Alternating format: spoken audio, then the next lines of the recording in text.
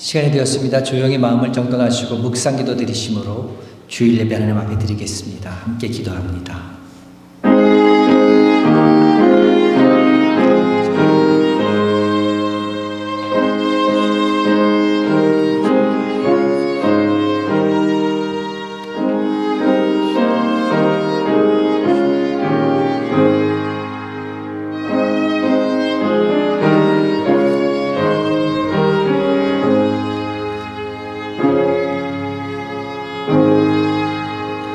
오라 우리가 여호와께 노래하며 우리의 구원의 반석을 향하여 즐거이 외치자. 우리가 감사함으로 그 앞에 나아가며 시를 지어 즐거이 그를 노래하자. 여호와는 크신 하나님이시요 모든 신들보다 크신 왕이시기 때문이로다. 아멘. 하나님 아버지 감사합니다. 지난 한 주 동안 우리를 품어주셨다가 주 앞에 나와서 예배할 수 있게 하시니 감사합니다. 이 시간 우리들 마음속에 있는 많은 생각들, 많은 고민들, 걱정들 다 주 앞에 내려놓고 온전히 십자가만 바라보며 나아갈 수 있는 귀한 예배 시간 낼 수 있도록 주여 복 내려 주시옵소서. 주의 성령께서 마음껏 운행하시는 귀한 시간 되어서 우리에게 주시고자 하시는 귀한 은혜가 마음껏 주어질 수 있도록 우리의 마음과 생각들도 주님께서 주장하여 주시옵소서. 예배드리는 처음 시간입니다. 마쳐지는 그 시간까지 홀로 영광 받아 주시옵기를 간절히 바라면서 예수님의 이름으로 기도드렸사옵나이다. 아멘. 오늘 지난 한 주간 평안하셨습니까? 우리 앞뒤에 계신 분하고 인사 나누시겠습니다. 안녕하셨습니까? 평안하셨습니까?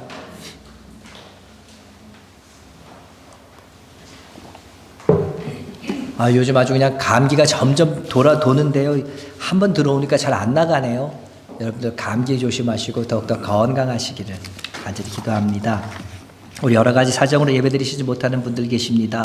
우리 한국에 방문 중인 김성우 약주사님 위해 기도해 주시고요. 우리 정희자 권사님 지난주에 제가 뵀었는데 굉장히 건강하고 밝은 모습으로 뵀습니다. 우리 권사님의 건강을 위해서 특별히 영혼 육이 아울러 강건할 수 있도록 잊지 말고 항상 기도해 주시기 바랍니다. 예배에 나오셔가지고 함께 우리 예배하시고 그 다음에 또 친교하시다가 힘드시면 먼저 가시라고 제가 권면을 드렸는데 그렇게 해보시겠다고 말씀하셨습니다. 우리 위해서 함께 할 수 있도록 계속 기도해 주시길 바랍니다. 오늘 친교 식탁 유재량 권사님, 정희정 권사님 가정에서 섬겨주셨습니다. 그리고 여선교회에서 준비해 주셨습니다. 섬겨주신 손길, 준비해 주신 모든 손길들 위해 감사를 드립니다. 하나님의 말씀 보겠습니다. 우리 하나님의 말씀은 신약성경 누가복음 6장 46절에서 49절에 있는 말씀입니다. 제가 갖고 있는 성경책으로는요 신약성경 100페이지에 있습니다. 누가복음 6장 46절에서 49절에 있는 말씀입니다. 제가 한 절 읽고 여러분 한 절 읽고 우리 돌아가면서 교독합니다. 너희는 나를 불러 주여 주여 하면서도 어찌하여 내가 말하는 것을 행하지 아니하느냐. 내 말을 듣고 행하는 자마다 누구와 같은 것을 너희에게 보이리라. 집을 주택 깊이 파고 주추를 반석 위에 놓은 사람과 같으니 큰 물이 나서 탕류가 그 집에 부딪히되 잘 지었기 때문에 능히 요동하지 못하게 하였거니와.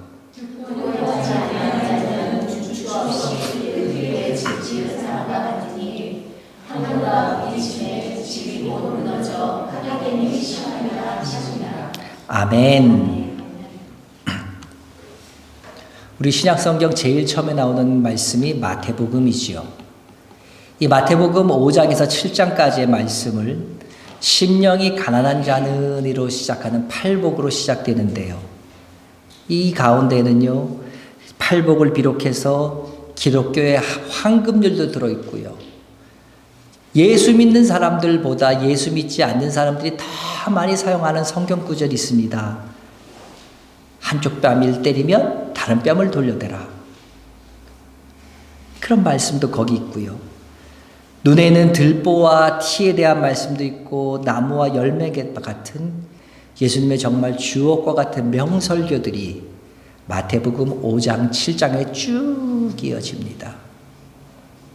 그래서 특별히 이 마태복음 5장 7장을 특별히 우리는 산상설교라고 조금 어려운 말로는 산상수훈이다 이렇게 부릅니다. 이 산상설교라는 부르는 이유는 단순합니다. 5장 1절 이렇게 시작됩니다. 예수께서 무리를 보시고 산에 올라가 앉으시니, 산에 올라가 앉으셔서 말씀을 전하셨기 때문에 산에서 전한 설교, 산상설교 그렇게 되는 거지요. 근데 이 산상설교의 내용이 똑같은 내용이 누가복음에도 기록되어 있는데 그것이 바로 누가복음 6장 17절에서 49절에 기록되어 있습니다. 근데 이 누가복음에 나오는 이 말씀을 평지설교라고 부릅니다. 평지설교. 산상수훈에 따라서 평지수훈이라고도 부릅니다. 그 이유도 단순합니다. 6장 17절이 예수께서 그들과 함께 내려오사 평지에 서시니 이렇게 시작되어 있기 때문에 그래요. 평지에 쓰셔서 말씀을 전하셨기 때문에 평지설교, 평지수훈 이렇게 얘기합니다. 굉장히 단순한 이유지요. 그런데 똑같은 말씀을 하셨는데 한쪽에서는 산에서 하셨다 그러고 또 한 곳은 평지에서 하셨다 이렇게 좀 차이가 납니다. 이것을 학자들은 이렇게 생각합니다. 산상설교에 기록된 여러 교훈들은 너무너무 중요한 교훈이다. 굉장히 강조해야 될 만한 교훈들이기 때문에 예수님께서 거듭해서 말씀하셨을 것이다. 그래서 3년간 사역하시는 동안 설교를 하실 때 기회 있을 때마다 이와 비슷한 본질적으로 비슷한 설교들을 계속 장소만 바뀌면서 언급하셨을 것이다. 그래서 산에서도 언급하셨을 것이고 평지에서도 언급하셨을 것이다.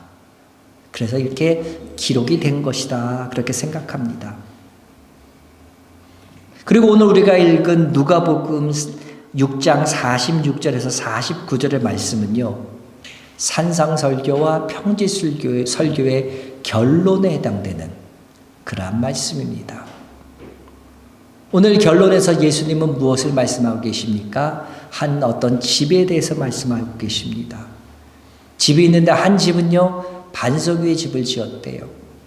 그리고 또 한 집은 흙 위에 지었대요. 마태복음 7장에 보면 흙 대신 모래 위에 지었다 그렇게 얘기하고 있습니다. 그래서 우리가 조금 전에 불렀던 찬양성도 보면은 모래 위에 터닫고 집을 지은 것 같다 그렇게 얘기하죠.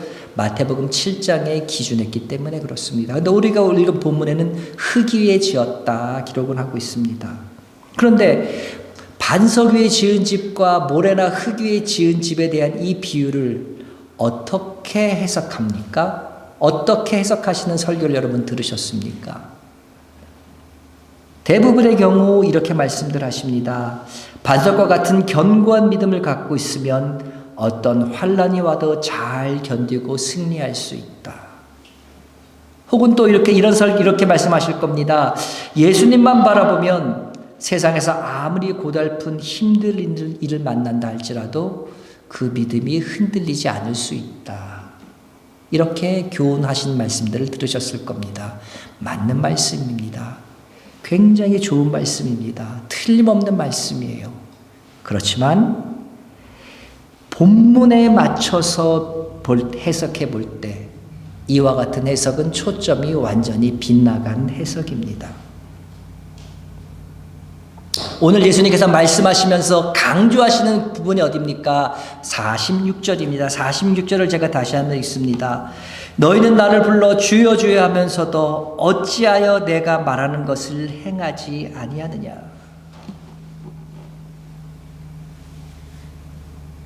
여기서 너희라고 말하고 있는데 너희는 누굽니까? 예수님을 잘 따르는 제자들입니까? 아니면 예수님을 비방했던 사람들, 아니면 이 모든 사람들을 다 가르칩니까? 오늘 여기 본문에 보면요, 20절에 보면은 6장 20절에 보면 눈을 들어 제자들을 보시면서 말씀하셨다.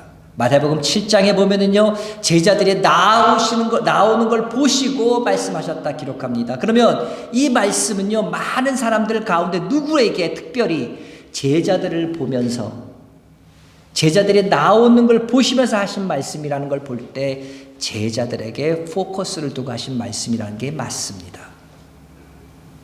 그러면 이 제자들은 어떤 사람입니까? 주님을 따르는 사람들이죠. 주님께 헌신하는 사람들이죠. 충성을 다짐한 사람들이죠. 오늘날로 말하면 어떤 사람들입니까? 저를 포함해서 여기서 예배를 드리고 계시는 여러분들, 예수님을 주라 고백한 우리 크리스천들, 기독교인들, 모든 성도들을 말합니다.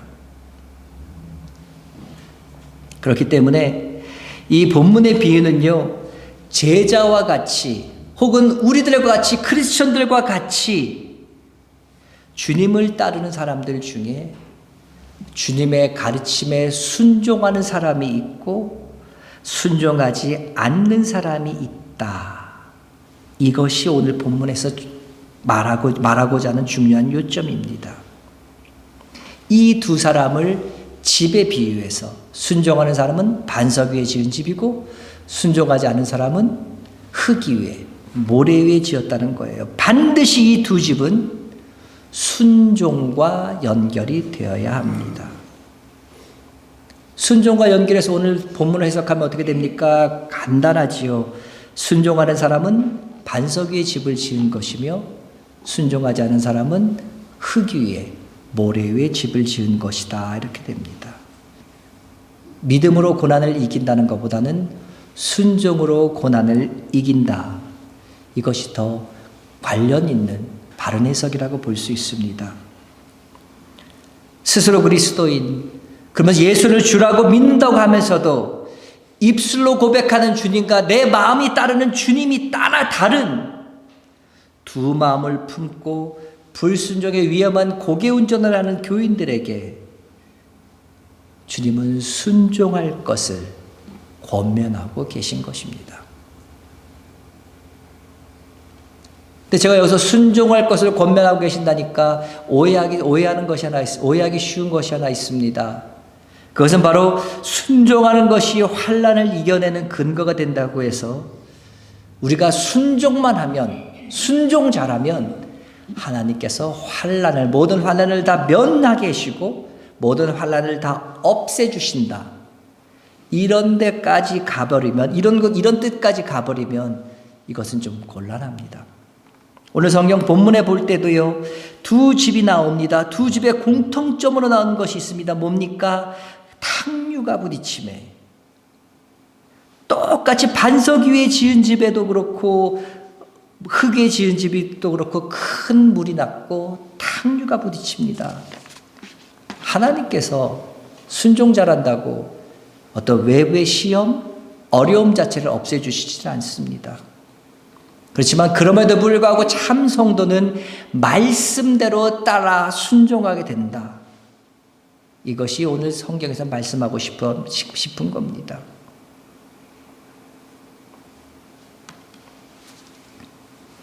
지금 예수님께서는 큰 물이 나고 탕류가 부딪히는 것 같은 이런 어려움이 생겨도 순종하라고 말씀하시면서 우리에게 어떤 것을 순종할 것을 요구하고 계십니까? 요구하시는 실제적인 내용이 뭡니까? 이 6장을 앞에서부터 쭉 살펴보면 어떤 말씀이 나옵니까? 너를 선대하는 사람만 선대하지 말아라. 너를 사랑하는 사람만 사랑하지 말아라. 원수까지 사랑해라. 핍박받는 사람들을 위해서 기도해라. 계속 이런 말씀이 쭉 이어집니다. 무슨 말입니까? 성도는 어떤 사람일지라도, 나에게 어떻게 대우하는 사람일지라도 참 사랑으로 그를 섬기라는 것이지요. 이것을 구체화하고 있는 말씀이 37절과 38절 말씀입니다. 제가 한번 보겠습니다. 37절부터 읽습니다. 비판하지 말라. 그리하면 너희가 비판을 받지 않을 것이요. 정죄하지 말라. 그리하면 너희가 정죄를 받지 않을 것이요. 용서하라. 그리하면 너희가 용서를 받을 것이요. 주라. 그리하면 너희에게 줄 것이기에 곧 후히 주고 후히 되어 누르고 흔들어 넘치도록 하여 너희에게 안겨주리라. 너희가 헤아리는 그 헤아림으로 너희도 헤아림을 도로 받을 것이다. 어떻습니까? 이 말씀 들으시니까 등골이 서늘해지지 않으십니까? 두려워지지 않으십니까? 비판하지 마라. 정죄하지 마라. 용서하지 마라. 그리고 마지막으로는요, 주라. 후히 주라. 이것을 말씀하시면서 이 계명을 지키는 사람이 반석 위에 집을 지은 사람이다 라고 말합니다. 근데 예수님께서 말씀하신 이 말씀의 가운데 참 재밌는 것을 하나 찾을 수 있는 것이 있습니다. 그것은요, 비판, 정죄, 용서 이런 것들은요, 표정 관리만 잘하면 겉으로 드러나지 않을 수 있습니다. 내 속으로는 저 사람을 정말 비판하고 정죄합니다. 어떻게든지 막 그런 생각이 욱하는 마음이 있어요. 아무리 속으로 상대를 비판하고 정죄하고 있지만 겉으로 웃으면서 말이나 행동을 잘하면은요, 드러나지 않아서 사람들은 속아 넘어갑니다. 용서도 그래요. 굳이 찾아가서 내가 지난 잘못을 다 잊고 우리 옛날처럼 지내자. 그렇게 화해까지 하지 않더라도 예수님이 원수까지 사랑하고 용서하라 그랬지만 내가 지금 내 믿음으로는 내가 사랑까지 못하겠으니까 나중에 사랑은 좀 더 믿음이 생기면 할지라도 지금은 내가 뭐 용서는 해봐야지 이렇게 다짐까지도 할 수 있다는 거예요. 그 마음속에 여전히 비판, 정죄의 쓴뿌리는 남아있으면서도 용서하는 것처럼 보이는 거죠. 그러고요, 이 정도만 해도 우리 가운데서는 선한 사람으로, 좋은 사람으로, 예수 잘 믿는 사람으로 인정받을 수 있습니다. 잘 꾸몄기 때문에. 근데 만약 예수님께서 비판, 정죄의 용서만 말씀하셨다면 어쨌든 내 속이 어쨌든 간 비판, 정죄, 용서한 것이 남에게 들켜지 않았으니까, 남에게 알려지지 않았으니까 어지간한 성도들은 그냥 그 말씀을 다 지키는 것처럼 그렇게 보여질 수 있습니다. 근데 문제는 주님께서 이것으로만 끝낸 것이 아니라는 거죠. 그 다음에 무엇 하나를 더 붙이셨습니다. 그건 뭡니까? 주라는 거예요. 주라. 무슨 뜻입니까?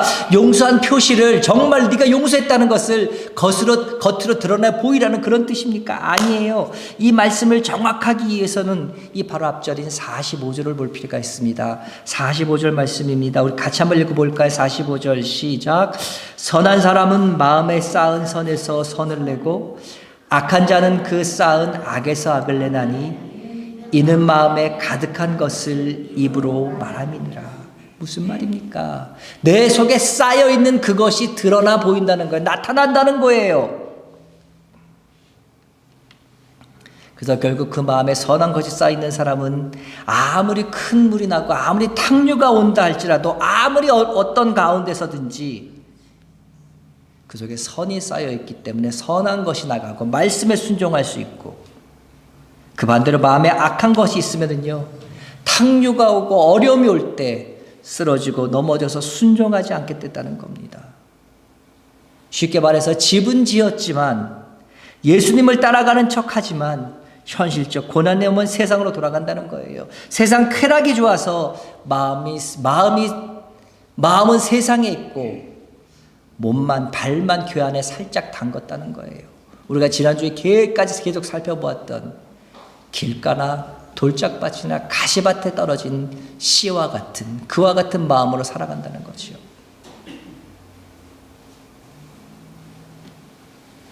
비판, 정죄, 용서와 같은 것들은요, 표정 관리만 잘하면 사람들은 속일 수 있을 수 있습니다. 사람은 속일 수 있지만 주님의 권세 있는 말씀 앞에서는요, 그 실체가 정말 벌거벗은 것처럼 드러나게 됩니다. 우리가 좋아하는 말씀이 있습니다. 내가 너를 눈동자같이 지켜보아리라. 이 말씀은 우리를 환난에서만 지키신다는 것이 아닙니다.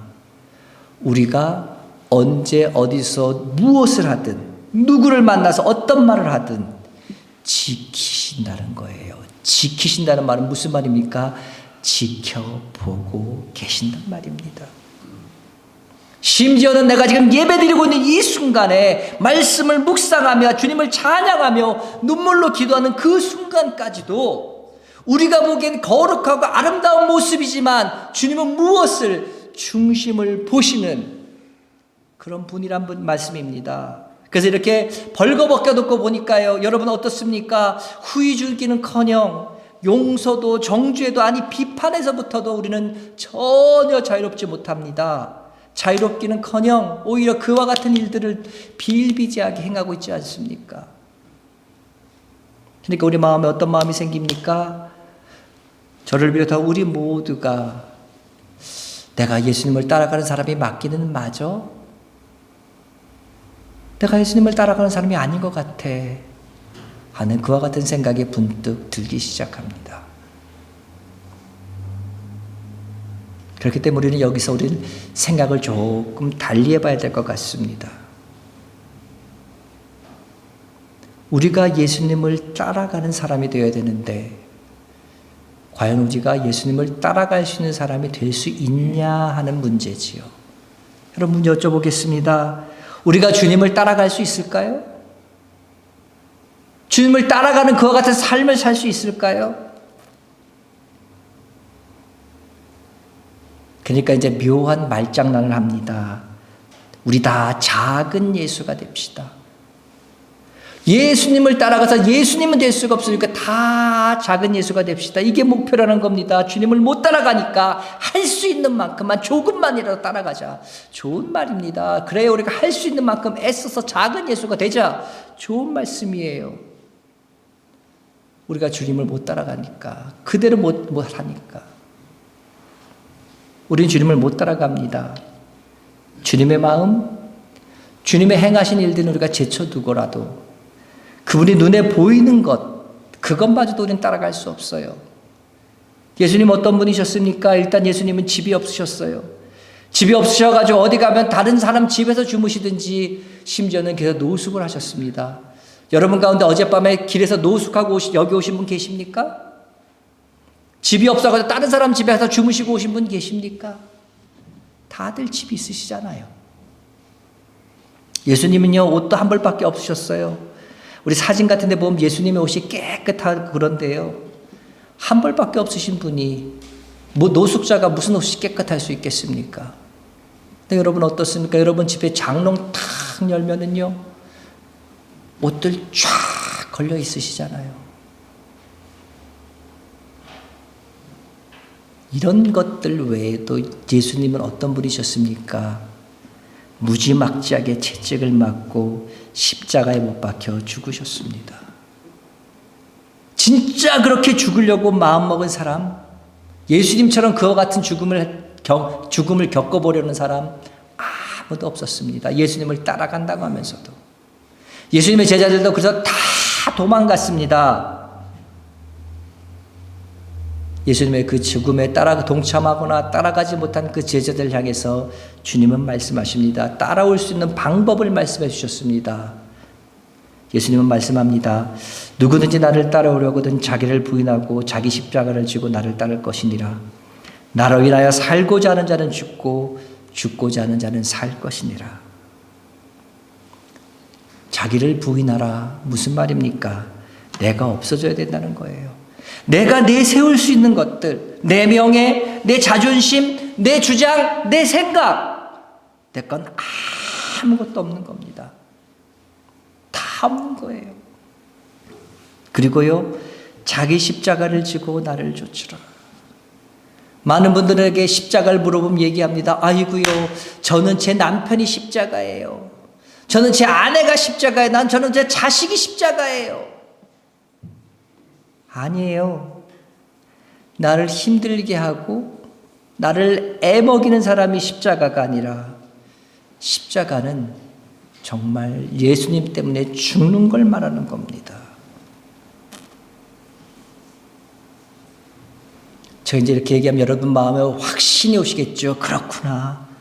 나는 정말 주님을 따라갈 수 없구나. 확신하실 겁니다. 근데 여러분, 우리가 주님을 따라갈 수 없다고 해서 여러분 실망하실 필요는 없습니다. 실망하지 마십시오. 우리가 지금 여기서 예배를 드리면서 내가 주님을 따라가지 못하는 것에 대해서 고민하고 있는 것, 그리고 그분 말씀 앞에 엎드려 발가벗겨진 것만으로도 우리는 예수님을 따라가는 참 제자로서의 길에 들어간 겁니다. 예수 믿지 않는 사람들은요, 예수님을 메시아로, 예수님을 나의 구원주로 생각하지 않습니다. 성경 말씀도 앞에서 말씀드린 것처럼 나한테 유익하고 나한테 좋은 것만 가지고 이용할 뿐 말씀을 듣는 눈과 귀를 닫아버리고 있습니다. 그렇지만요, 우리는 말씀에 비춰서 우리의 실체를 정확히 깨닫고 그것에 비춰진 나의 모습을 보며 나 괴로워하고 어찌할 바를 몰라 하며 그것을 해결하기 위해서 눈물을 흘리며 기도하지 않습니까? 보여진 내 모습들 때문에 답답해하지 않습니까? 어찌할 바를 모르지 않습니까? 우리 주님은 바로 그 모습을 귀하게 보십니다. 그리고 그 모습을 통해서 기뻐하시고 그 모습을 통해서 우리를 더욱더 사랑하십니다. 그래서 예수님은 산상수훈 제일 처음에 이런 말씀을 하십니다. 심령이 가난한 사람, 애통케 하는 사람 복이 있다. 천국이 저희 것이니라. 우리는요, 이제 접붙임 받은 가지들입니다. 누구에게? 예수님께요. 접붙임을 받은 게 아니라 접붙임 당한 거예요. 내가 붙이려고 붙인 게 아니에요. 예수님이 붙여주셨어요. 접붙임 당했으면 어떻게 됩니까? 뿔에서부터 영양분이 올라오겠지요. 영양분이 올라오면요, 접붙여진 가지에 싹이 나고 잎이 돋고 꽃이 피고 열매가 맺힐 겁니다. 여러분 참 신기한 게 뭔지 아십니까? 접을 붙이면은요, 붙여진 가지의 특성은 사라집니다. 원나무의 좋은 모든 특성이 이 접붙여진 가지에 나타납니다. 돌배의 가지를 잘라다가 좋은 배의 나무에 접붙이면은요, 돌배의 가지의 특성이 나타나는 것이 아니라 좋은 배로 열매를 맺습니다. 왜요? 좋은 나무에 접붙여졌기 때문에 그렇습니다. 우리가 이제 예수님께 접붙여졌습니다. 싹이 날 겁니다. 잎이 돋을 거고 꽃이 피고요. 마침내 열매가 맺을 겁니다. 다만 그러기 위해서는 많은 시간들이 필요할 뿐입니다. 그럼 우리의 시간 가운데 주님께서 오늘 우리에게 다시 도전하고 계십니다. 주여 주여 하면서 주님 말씀을 왜 주의 말씀에 순종하지 않느냐. 그러면 우리가 주여 주여 말할 뿐만 아니라 주님의 말씀에도 순종하는 사람이 되려면 우리에게 무엇이 요구됩니까? 먼저는요, 내 욕심하고 싸워야 됩니다. 돈을 사랑하는 욕심, 유명해지려는 욕심들, 내 마음속에 무엇인가 내세우려고 하는, 나를 죽이지 못하게 하는 이 무엇들, 이것들과 철저히 싸워야 됩니다. 특별히 거짓말과 싸워야 합니다. 성경에 보면은요, 하나님 나라에 합당하지 못한 사람들을 얘기할 때 반드시 포함되는 사람이 거짓말하는 사람임을 여러분 잊지 마십시오. 왜요? 거짓말하는 순간 우리의 양심이 죽게 되기 때문입니다. 근데 참 감사한 거는 뭐냐면 예수님께서 이 모든 것들을 다 죽이라 말씀하시지 않고요, 이 모든 것들을 죽이려고 하면 산다고 말씀하셨습니다. 우리 안에 욕심이 있습니다. 정욕이 있습니다. 탐욕이 있습니다. 이것들과 싸우면은요, 우리는 죽을 것 같아요. 우리 속에 내가 거짓말을 하지 않으면은요, 나한테 불이익이 와서 손해볼 거, 망할 것 같아요. 주님은 말씀하십니다. 아니야. 네가 정욕과 네가 탐욕과 네가 거짓말과 싸울 때 죽고 망하는 것이 아니라 너는 살게 돼 말씀합니다. 정말로 날마다 내 자신을 부인하고 내 십자가를 지게 되면요, 어느샌가 내 비판하던, 어느샌가 정죄하던 나의 입술이 다음 단계로 넘어가 있는 내 자신을 발견하게 됩니다. 그런 내가 점점 단계가 지나면은요, 어느 순간인가는요, 내가 후히 남에게도 줄 수 있는 자리까지 그 자리에 서 있을 수 있도록 예수님께서 우리를 이끌어 주셨음을 알게 되는 그날이 분명히 올 줄로 믿습니다. 독일의 유명한 신학자 보은페퍼가 있습니다. 이 사람은 그리스도를 따르는 대가라는 책에서 이런 말을 합니다. 언제든 그리스도가 누군가를 부르시는 때는 와서 죽으라고 하는 것이다. 언제든 그리스도가 누구를 부르실 때에는 와서 죽으라고 하는 것이다. 죽은 사람이 내 의지가 있습니까? 죽은 사람이 내 생각이 있어요? 죽은 사람이 내 마음대로 해요? 못합니다. 환난도 이겨내고 소원하는 것도 다 이루면서 내가 얼마든지 주님 말씀을 순종하면서 내가 의로워질 수 있다. 그 생각부터 먼저 죽이십시오. 나의 믿음이라면 난 무엇을 할 수 있어? 믿음 가지고 내가 나갈 수 있다, 할 수 있다. 이 자신감 주님 앞에서 꺾어버리십시오. 주님은 우리를 부르시면서 지금도 빚어가고 계십니다. 도저히 정말 이해가 안 되는 큰 물과 탕류 같은 환난이나 억울한 상황들을 우리에게 만들어 주시면서 우리를 빚어가고 계십니다. 어떻게 해요? 48절을 다시 한번 봅니다. 집을 짓되 깊이 밟고 주추를 반석에 놓은 사람과 같으니 큰 물이 나고 탕류가 그 집에 부딪히되, 그 다음 뭐라고 되어 있습니까? 잘 지었기 때문에 능히 요동하지 못하게 하였거니와. 주님께서요, 우리에게 탕류가 오고 어려움이 올을 때 요동치 않게 되는데 왜요? 잘 지었기 때문입니다.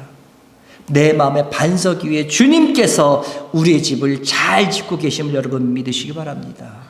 우리는요, 작은 예수든 큰 예수든 내가 예수가 되는 것 있을 수 없습니다. 우리는 예수님과 똑같아질 수는 없어요. 그렇지만 내 속에 있는 탐욕, 정욕, 거짓말과 싸우는 것으로 내 자신을 부인하고 십자가를 지고 예수님을 따라가다 보면요, 말로만 주여 주여 하는 것이 아니라 내 마음속 깊이부터 예수님을 주님으로 모시고 그분 말씀에 순종하는 삶을 살아가게 될 줄로 믿습니다. 사랑하는 여러분, 하나님은 당신의 자녀들에게 말씀에 대한 순종과 경건한 삶을 요구하십니다. 거룩하고 아름다운 말씀을 따라 구별된 복된 삶으로의 초청입니다. 천국에는 위선자를 위한 자리가 없는 것이 당연합니다. 마찬가지로 하나님 독생자 예수 그리스도의 피값으로 주고 사신 우리 자녀들의 삶에는요, 입술만의 고백, 립싱크만의 고백 있을 수 없습니다. 오늘도 주님은 우리들에게 이와 같은 질문을 하시면서 묻고 계십니다. 너희는 나를 불러 주여 주여 하면서도 어찌하여 내가 말하는 것을 행하지 아니하느냐. 주님은 이 시간 우리 마음에 묻고 계십니다. 너는 나를 주여 주여 하면서도 어찌하여 내가 말하는 것은 행하지 않느냐. 다가오는 일주일 동안 이 질문을 여러분의 마음에 새기고 한번 대답해 볼 수 있길 바랍니다. 내가 지금까지 주여 주여 하면서 주여 주여 불러왔는데 내가 주의 말씀을 얼마나 지켜왔는가. 다시 한번 잘 점검해 보시는, 그래서 정말 주님을 주님의 위치에 세워드릴 수 있는 사랑하는 로스교회 성도님 되시길 주의 이름으로 축원합니다. 기도합니다. 하나님 아버지 감사합니다. 우리의 주님 되어주셔서 감사합니다. 그런데 주님 정말 죄송합니다. 주님 정말 죄송합니다. 주님이라고 부르면서 주님을 주님의 자리에 세워드리지 못했고 그 자리에 내가 올라서 내 마음대로 내 인생을 주인 노릇하려고 했었습니다. 주님께서 원하시는 그 말씀들을 내가 하나님 아버지 하나하나 무시하고 지키지 않고 살아왔던 나의 삶들을 돌아보게 됩니다. 아버지, 오늘 말씀을 통해서 오늘 주님께서 나에게 도전하시는 말씀 주여 주여 하면서 왜 내 말을 듣지 않고 지키지 않느냐는 이 말씀을 가지고 일주일 동안 다시 한번 진지한 고민을 해보려고 합니다. 주여, 우리 고민 가운데에 우리 생각 가운데 주님 찾아와 주셔서 주께서 원하시는 것이 무엇이며 주께서 바라시는 것이 무엇이며 나를 통해 이루시길 원하시는 것이 무엇인지, 그래서 정말 그 말씀대로 순종해 나가기로 결단할 수 있는 귀한 한 주간 될 수 있도록 주여 복내려 주시옵소서. 그래서 하나님, 정말 주님을 말뿐이 아닌 허울뿐인 주님이 아니라 나의 왕, 나의 주님을 모셔드릴 수 있는 사랑으로 로고스 교회 성도들 되게 도와주셔서 주께서 다스리시는 귀한 이 성도들 위해 날마다 삶이 주님과 동행하는 가운데 복된 삶으로, 하나님 아버지 이 세상의 기쁜 삶으로, 주께서 위로부터 부어주시는 평안함이 넘치는 삶들로 매일매일 이루어져 갈 수 있도록 주여 복 내려 주시옵소서. 주의 복을 구하오니 주여 복 내려 주시옵소서. 예수님의 이름으로 기도드렸사옵나이다. 아멘. 우리 주 예수 그리스도의 은혜와 하나님 아버지의 그 크신 사랑하심과 성령님의 감화, 감동, 위로, 교통, 역사 충만케 하심이 다시금 세상을 향하는 사랑하는 성도들 머리머리 위에 오늘부터 시작되는 일주일 동안의 삶들, 순간순간들 위에, 그리고 다짐한 그 결단들 위에 이제부터 영원토록 함께 있을지어다. 아멘.